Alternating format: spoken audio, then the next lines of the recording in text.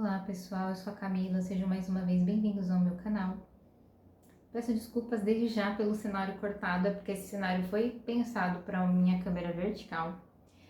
Então, sei que faz tempo que eu não apareço, né, mas eu tô numa rotina mais intensa de estudos e de trabalho, por isso que eu não tenho aparecido tanto aqui. Mas eu senti de vir compartilhar com vocês, até antes de eu continuar, né, nossos estudos do livro, Ayahuasca da Serpente ao Jaguar, que eu vou até deixar linkado aqui. Queria compartilhar um pouco com vocês sobre uma série da Netflix que é Fronteira Verde, ou Fronteira Verde, né, que é uma série colombiana. Então essa é uma série, gente, eu vou falar um pouco, né, primeiro dar um resumão, assim, ficha técnica sem spoilers, e depois vou passar por um momento mais de crítica, de resenha de fato, né, e aí vai ser com spoilers e eu vou avisar vocês, tá? Mas antes, se você gosta desse tipo de conteúdo, já deixa aqui seu like, se inscreve no canal, assina o sininho de notificações para não perder avisos dos próximos vídeos também, tá? Bom, gente, então, essa é uma série, né, de 8 episódios, mais ou menos, né? Por que eu tô trazendo essa série, né, primeiramente? Porque ela realmente dialoga muito com os temas que eu trago aqui pro canal, né? Traz uma reflexão bem interessante sobre preconceito, sobre as causas indígenas, sobre a floresta, né? Podemos fazer uma comparação aí com a ayahuasca também, com esse meio ayahuasqueiro. Tem muitas coisas, né? Muitas coisas que eu vou falando aqui, tá? É uma série dirigida pelo Ciro Guerra, que dirigiu O Abraço da Serpente, né? Que já tem essa temática amazônica de mistério, de sobrenatural também. Então vale muito a pena assistir só por conta disso, né? E ele é co-dirigida, né, por mulheres, né? Tem duas mulheres, se não me engano, na direção também, o que torna tudo mais especial, porque tem uma temática, né, do sagrado feminino associada aí à floresta, que é muito bonita, muito poética também na série, que vale muito a pena de assistir. Então ele tem acho que uns 8 episódios, não tenho certeza se é isso, mas acho que sim, 50 minutos aproximadamente, ali 40, 50 minutos cada. E é um suspense policial, tá, gente? Mas tem essa temática do mistério, do sobrenatural ali envolvido e da espiritualidade, né? Aparecem seres que nós podemos equiparar com o conceito do encantado, né? Dentro das tradições de Jurema, da pagelança, da encantaria brasileira, né? E da cultura originária, né?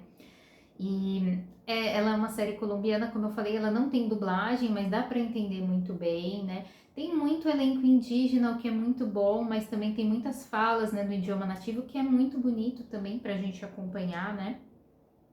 Então a gente tem vários pontos, né, interessantes, né, para observar nessa série. E dando um resumo, né, sobre do que se trata, ela conta a história da Helena, né, que é a personagem principal, que é uma mulher, né, uma promotora de justiça que está indo, né, a um território de fronteira com a Amazônia ali na Colômbia, próximo de Bogotá, se eu não me engano, e ela vai investigar alguns feminicídios que aconteceram dentro da floresta, tá? E aí o que acontece? Nesse processo, né, Helena vai, na verdade, desvendar mistérios sobre si mesma, porque ela tá ligada àquele território de forma espiritual, né? Então os pais dela, né, tiveram uma presença ali naquele território como pesquisadores, estudiosos, né? Eles morreram, aliás, a mãe, né, morreu num incêndio e ela é a sobrevivente desse incêndio. O pai tá respirando por aparelhos, tá doente, né?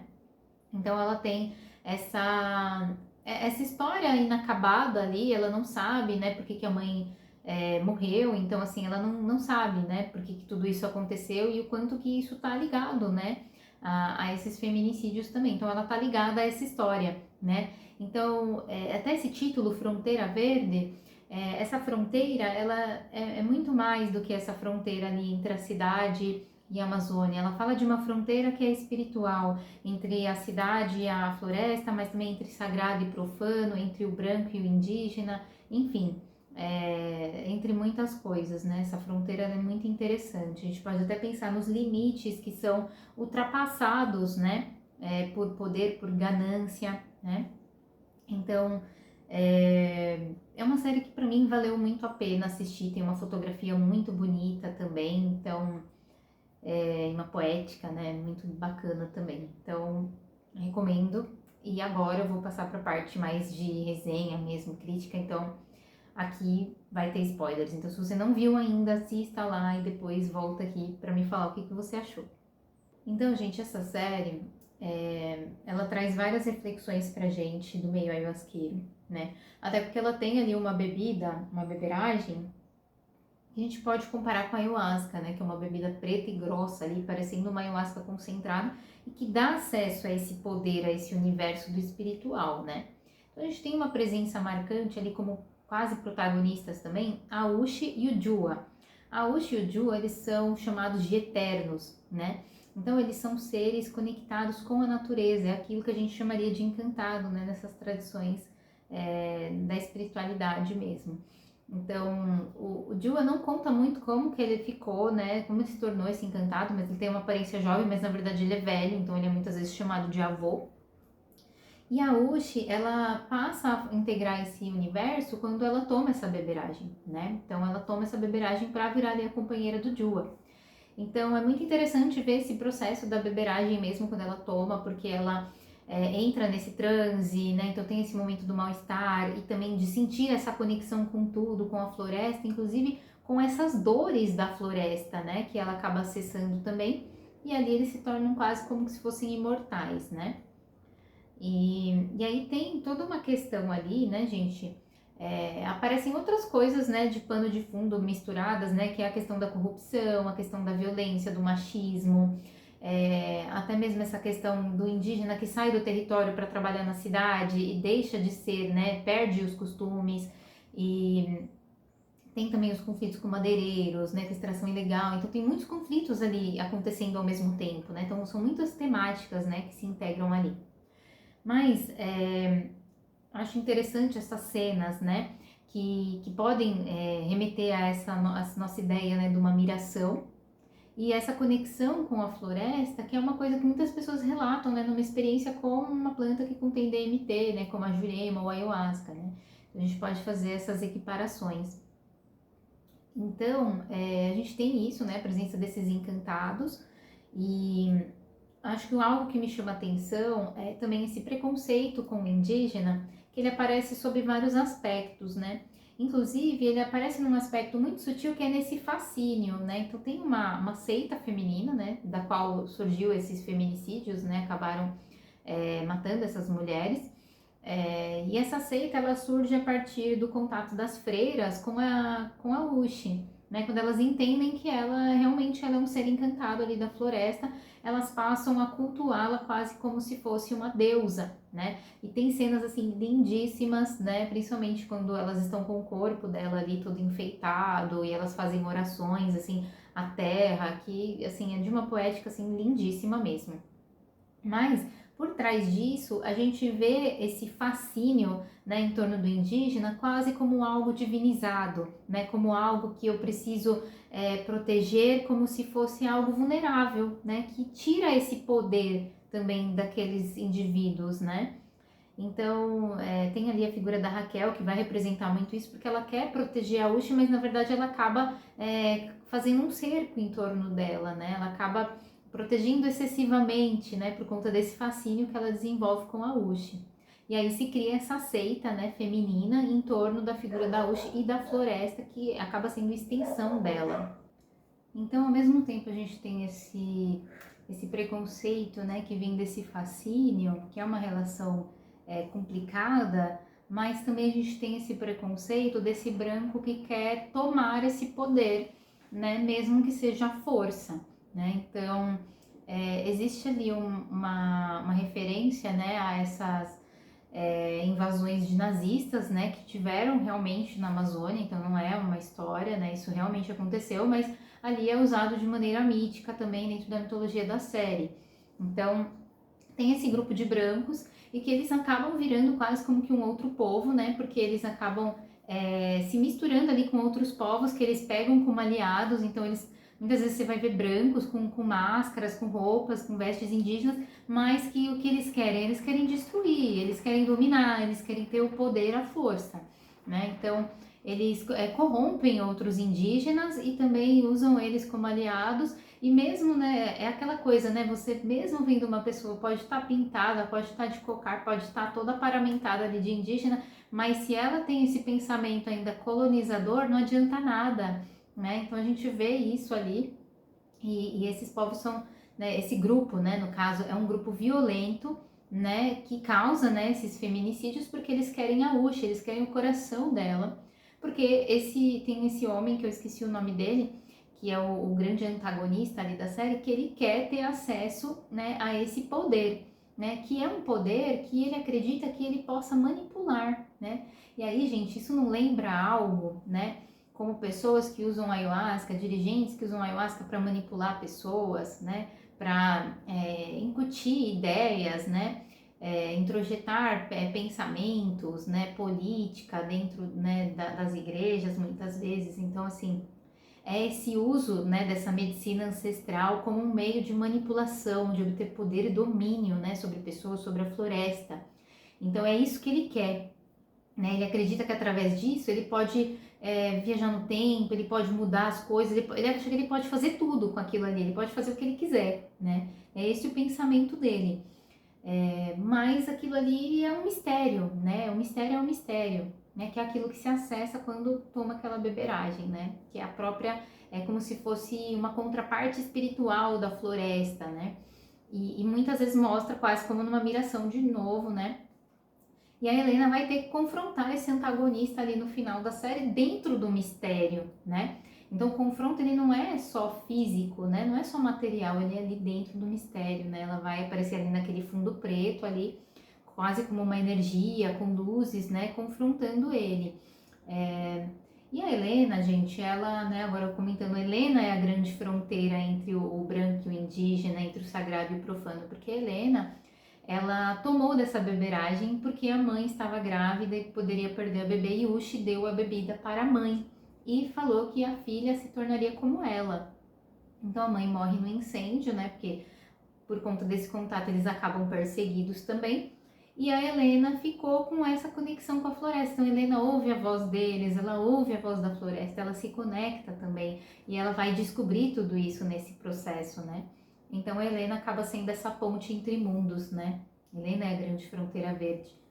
E embora ela não seja mestiça, né? Apesar de que a atriz ela tem um fenótipo bem latino, né? Mas ali ela é representada como filha de brancos mesmo, de fato. Apesar de serem, acho que colombianos, não tenho certeza. E, e aí ela vai ter que confrontar ele, gente. E esse final, assim, é o final, assim, é um final disruptivo, é um final desconfortável, tá? Tem uma cena assim com um efeito estroboscópico que dá uma quebrada no clima assim que me deixou muito desconfortável. Mas é exatamente isso que ele quer trazer, que é essa coisa do profano, da cidade, do tecnológico, que é essa coisa assim que te gera esse desconforto mesmo, né? Ao mesmo tempo que a gente tá ali vendo aquelas cenas lindíssimas da Amazônia, de repente ele te quebra com aquela cena, né? E aí, durante esse processo, você vê Helena e o antagonista dela numa balada, né? Então, corta o rosto dela ali para uma cena que tá o rosto dele, como se eles tivessem se integrado, né? Então, eu não gostei muito desse final, para falar a verdade, porque eu sinto que ela não venceu ele. Mas se a gente pensar junguianamente, né? A gente tá falando de um processo de integração ali.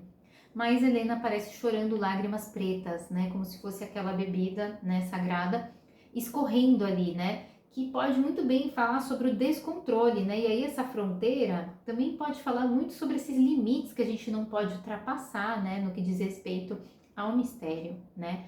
Então, ayahuasca demais, né? Medicinas demais, são fronteiras, né? São limites que a gente não pode ultrapassar, né? Senão gera um desequilíbrio. E ela tá numa balada, gente, então foi assim, inevitável, né? Pensar assim, não teve como não pensar nessas pessoas que levam ayahuasca para rave, né, e que querem, né, ou lugares, né, espaços ayahuasqueiros que parecem uma balada, né, que a gente vê por aí na internet. Então é esse profano e esse sagrado se misturando, mas você vê ali como algo triste e de um descontrole, né, porque é como se esse sagrado estivesse escorrendo, estivesse se perdendo esse controle disso, né. Então, no fim, a gente vê esse sagrado e esse profano se unindo, como se fosse assim, gente, não tem mais o que fazer, é isso aí.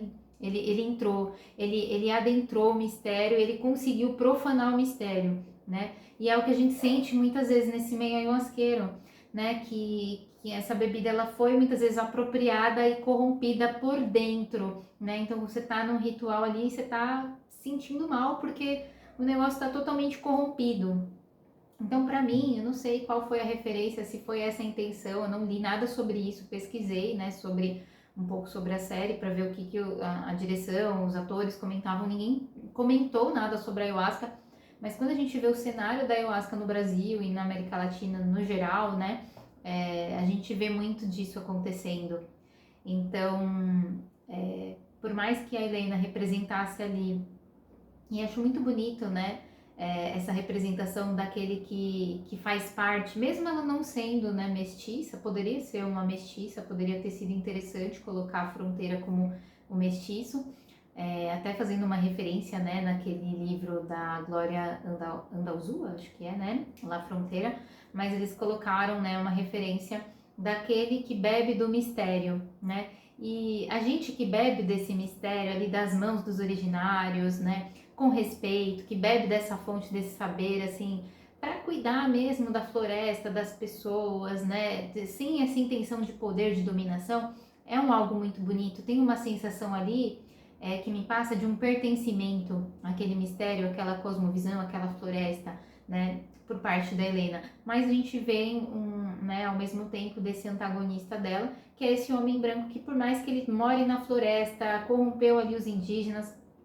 usa máscara, né, vários elementos ali tribais ali na vestimenta dele, mas é um cara que ele só quer dominar, né? Então a gente tem esse paradoxo ali, né, que acaba ficando no final quase como uma integração de ambos, mas mostrando realmente essa degeneração, que é o que a gente vê hoje, que é um final triste, né, gente, mas é um final realista e que me trouxe muita reflexão sobre isso.